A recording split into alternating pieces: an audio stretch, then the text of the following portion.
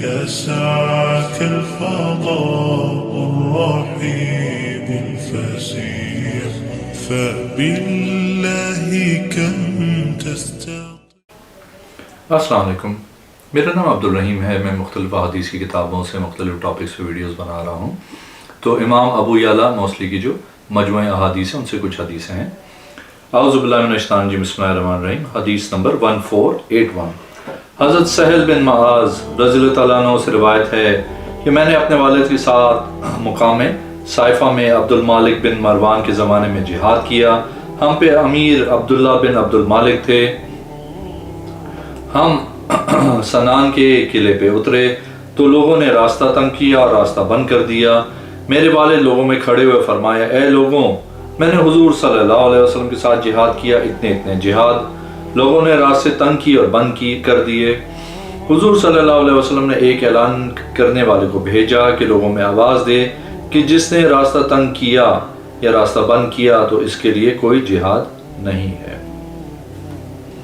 ایک اور حدیث ہے 1482. حضرت سہل بن معاذ بن انس اپنے والد سے روایت کرتے ہیں کہ حضور انور صلی اللہ علیہ وسلم نے فرمایا، جس نے عمدہ لباس کو چھوڑ دیا حالانکہ وہ عمدہ لباس پہ قادر بھی تھا، اللہ تعالیٰ کے لیے عاجزی کرتے ہوئے اللہ تعالیٰ قیامت کے دن اسے بلوائے گا. تمام مخلوق کے سامنے اس کو اختیار دیا جائے گا ایمان کے لباسوں میں سے جس کو چاہے پہن لے. ایک اور حدیث ہے 1483. حضرت سہل بن معاذ بن انس اپنے والد سے فرماتے ہیں کہ حضور اقدس صلی اللہ علیہ وسلم نے فرمایا، جو اللہ کے لیے دے اللہ کے لیے نہ دے، اللہ کے لیے محبت کرے اللہ کے لیے بغض رکھے، اللہ کے لیے نکاح کرے، اس کا ایمان مکمل ہو گیا. 1484. حضرت سہل بن معاذ رضی اللہ تعالیٰ عنہ اپنے والد سے روایت کرتے ہیں کہ حضور اقدس صلی اللہ علیہ وسلم نے فرمایا، جس نے ایک روزہ رکھا اللہ کی راہ میں نفلی رمضان کے علاوہ تو اس کو جہنم سے دور کر دے گا 100 سال تیز گھوڑے کے چلنے کی مقدار. ایک اور حدیث ہے 1485.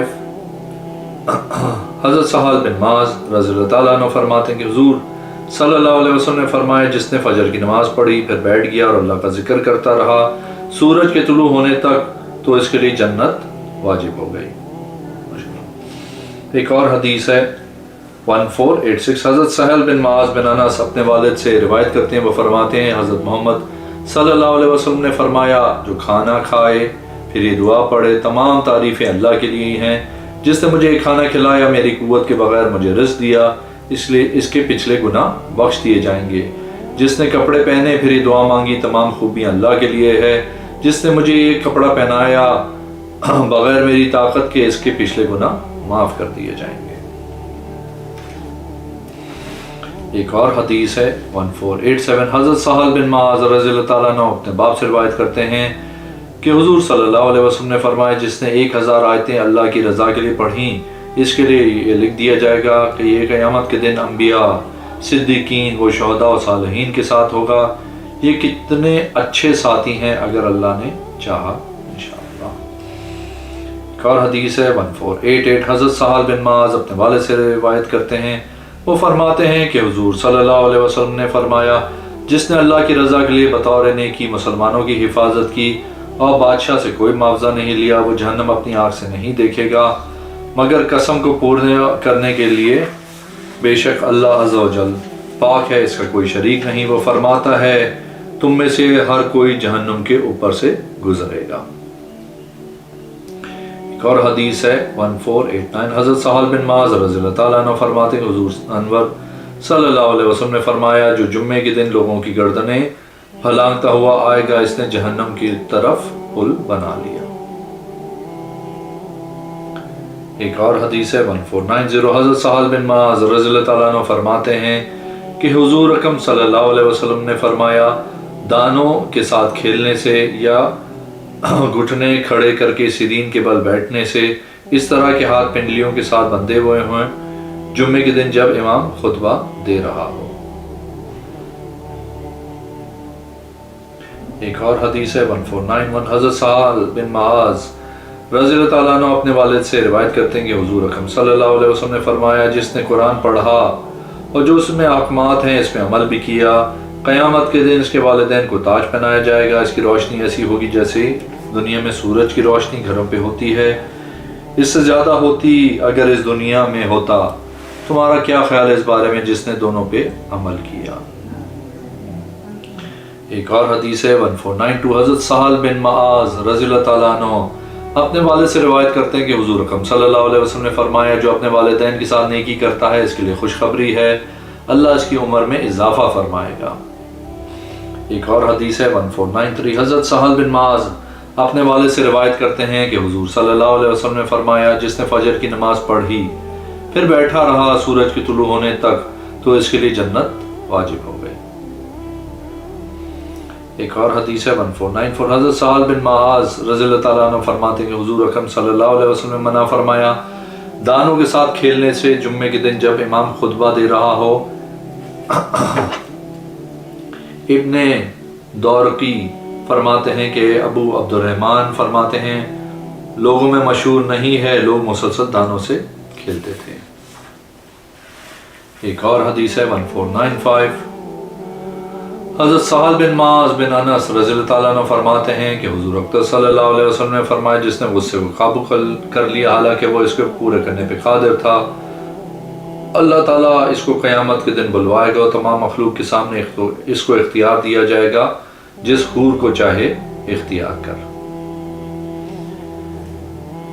ایک اور حدیث ہے 1496، حضرت سہل بن معاذ بن انس اپنے والد سے روایت کرتے ہیں، وہ فرماتے ہیں حضرت محمد صلی اللہ علیہ وسلم نے فرمایا، جو کھانا کھائے پھر یہ دعا پڑھے، تمام تعریفیں اللہ کے لیے ہیں جس نے مجھے کھانا کھلایا، میری قوت کے بغیر مجھے رزق دیا، اس کے گناہ بخش دیے جائیں گے۔ جس نے کپڑا پہننے پہ یہ دعا کی، تمام خوبیاں اللہ تعالیٰ کے لیے ہیں جس نے مجھے یہ کپڑا پہنایا، بغیر میری طاقت کے اس کے پچھلے گناہ معاف کر دیے جائیں گے۔ اور حدیث ہے 1497، حضرت معاذ بن انس رضی اللہ تعالیٰ عنہ اپنے والد سے روایت کرتے ہیں کہ حضور انور صلی اللہ علیہ وسلم نے فرمایا، جس نے عمدہ لباس کو چھوڑا حالانکہ وہ عمدہ لباس پہ قادر بھی تھا، اللہ تعالیٰ کے لیے عاجزی کرتے ہوئے اللہ تعالیٰ قیامت کے دن اسے بلوائے گا، تمام مخلوق کے سامنے اس کو اختیار دیا جائے گا، ایمان کے لباس میں سے جس کو چاہے پہن لے۔ ایک اور حدیث ہے 1498، حضرت انس جہنی اپنے والد سے روایت فرماتے ہیں، وہ فرماتے ہیں رسول اللہ صلی اللہ علیہ وسلم نے ارشاد فرمایا، جس نے اللہ کی رضا کے لیے دیا اور اللہ کی رضا کے لیے منع کیا اور اللہ کی رضا کے لیے پیار کیا اور اللہ کی رضا کے لیے بغض رکھا اور اللہ کی رضا کے لیے نکاح کیا، بس تحقیق اس کا ایمان مکمل ہو گیا۔ ایک اور حدیث ہے 1499، حضرت عبد الرحمن بن طرفہ بن عرفہ بن اسد بن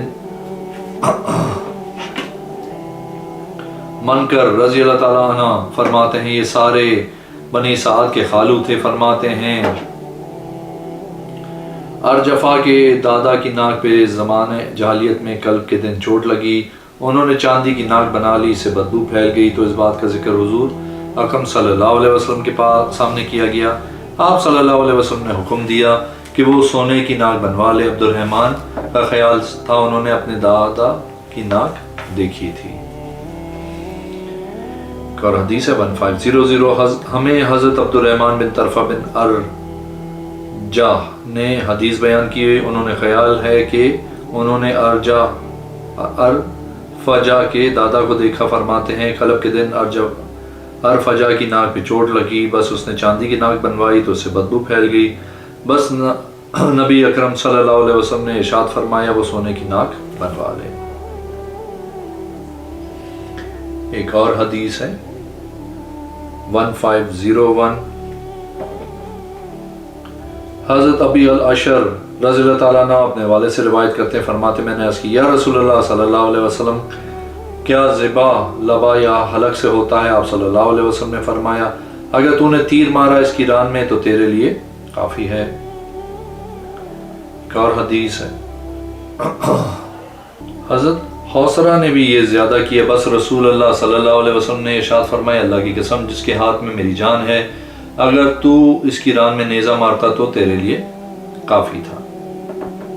ایک اور حدیث ہے 1502، حضرت عتبان بن مالک رضی اللہ تعالیٰ عنہ بیان کرتے ہیں کہ میں مدینہ شریف آیا، میں عتبان بن مالک سے ملا، میں نے کہا مجھے آپ کے حوالے سے حدیث پہنچی ہے۔ حضرت عتبان رضی اللہ تعالیٰ عنہ نے فرمایا میری آنکھ میں کوئی بیماری لگ گئی، میں نے حضور صلی اللہ علیہ وسلم کی طرف پیغام بھیجا کہ میں پسند کرتا ہوں کہ آپ صلی اللہ علیہ وسلم میرے گھر تشریف لائیں، میرے گھر میں نماز پڑھیں، میں اس جگہ کو نماز کی جگہ بنا لوں گا۔ فرماتے ہیں حضور اقدس صلی اللہ علیہ وسلم تشریف لائے، جب اللہ نے چاہا آپ صلی اللہ علیہ وسلم اپنے صحابہ کے ساتھ میرے پاس آئے، آپ صلی اللہ علیہ وسلم میرے کمرے میں داخل ہو کے میری جگہ نماز پڑھنے لگے۔ صحابہ کرام آپس میں باتیں کرنے لگے۔ انہوں نے مالک بن وخشم کو تکبر اور بڑے پن سے منسوب کیا۔ انہوں نے خیال کیا حضور صلی اللہ علیہ وسلم کے خلاف دعا کریں، وہ ہلاک ہو جائیں۔ انہوں نے خیال کیا کہ اس کو بیماری لگ جائے۔ حضور صلی اللہ علیہ وسلم نماز سے فارغ ہوئے تو آپ نے فرمایا کیا وہ توحید و رسالت کی گواہی نہیں دیتا؟ صحابہ کرام نے عرض کی وہ توحید و رسالت کی گواہی دل سے نہیں دیتا۔ آپ نے فرمایا جو لا الہ الا اللہ انی رسول اللہ کی گواہی نہیں دیتا وہ جہنم میں داخل ہوگا، جہنم اس کو کھائے گی۔ راوی فرماتے ہیں مجھے یہ حدیث پسند آئی تو میں نے اپنے بیٹے سے کہا اس کو لکھو تو اس نے لکھ لیا۔ ایک اور حدیث ہے 1503 حضرت عتبان بن مالک اسی طرح روایت کرتے ہیں، لیکن اس میں کچھ اضافہ ہے کہ صحابہ کرام آپس میں گفتگو کر رہے تھے اور ذکر کر رہے تھے جو منافقین کی طرف سے ان کو پہنچی تھی۔ پھر اس بڑے کام کی نسبت حضرت مالک بن دقشم کی طرف کی۔ انہوں نے چاہا آپ اس کے خلاف دعا کریں، وہ اس کے خلاف ہنگامہ کر رہے تھے۔ اس کے بعد حضور صلی اللہ علیہ وسلم نے نماز پوری کی، وہی کا جو اوپر حدیث میں ذکر ہوا ہے۔ ایک اور حدیث ہے 1505 حضرت عمر بن خارجہ رضی اللہ تعالیٰ عنہ فرماتے ہیں کہ حضور صلی اللہ علیہ وسلم نے خطبہ دی اس حالت میں کہ آپ صلی اللہ علیہ وسلم اونٹنی پہ سوار تھے، میں اس کے نیچے کھڑا تھا، وہ جگالی کر رہی تھی، اس کا لعاب میرے دونوں کندھوں کے درمیان گر رہا تھا۔ آپ صلی اللہ علیہ وسلم نے فرمائے اے لوگوں، بے شک اللہ عز و جل ہر صاحب حق کو اس کا حق دے گا، لہٰذا وارث کے لیے وصیت جائز نہیں، بچہ بستر والا ہے، زانی کے لیے پتھر ہیں، جس نے اپنی نسبت اپنے باپ کے علاوہ کسی اور کے ساتھ کی یا اپنے آقا کے علاوہ کسی اور آقا کی طرف کی، اس سے بے رغبت ہوتے ہوئے اس پہ اللہ اور فرشتے تمام لوگوں کی لعنت ہو، اس کے نہ فرض نہ نفل دونوں قبول نہ ہوں گے۔ ایک اور حدیث ہے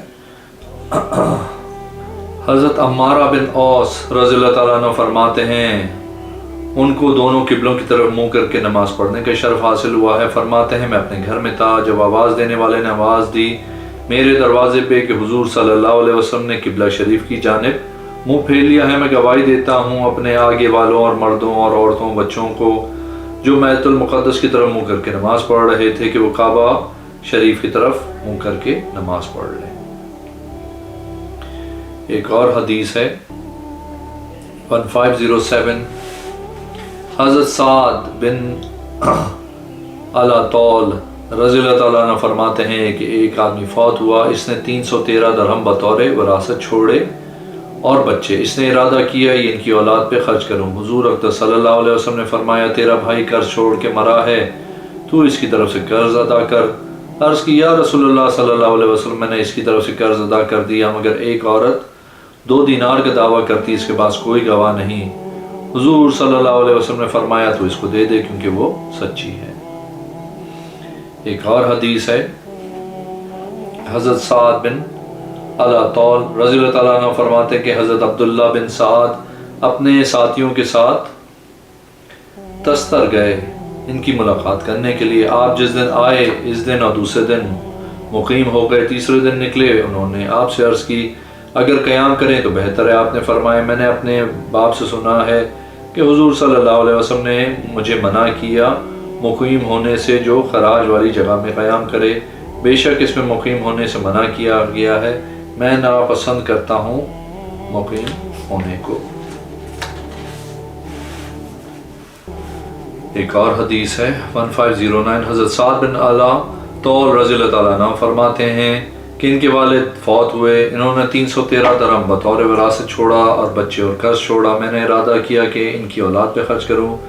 حضور اقدس صلی اللہ علیہ وسلم نے فرمایا تیرا باپ قرض کی وجہ سے روک لیا گیا، تو اس کی طرف سے قرض ادا کر۔ عرض کی یا رسول اللہ صلی اللہ علیہ وسلم میں نے ان کی طرف سے قرض ادا کر دیا، مگر ایک عورت 2 دینار کا دعویٰ کرتی ہے، اس کے پاس گواہ نہیں۔ حضور صلی اللہ علیہ وسلم نے فرمایا تو اس کو دے دے کیونکہ وہ سچی ہے، میں نے اس کو دے دیا۔ اگر آپ نے میرے چینل کو اب تک سبسکرائب نہیں کیا تو پلیز کیجیے، اس ویڈیو کو لائک کیجیے، اگلی میں انشاءاللہ حاضر ہوں گا۔ اللہ حافظ۔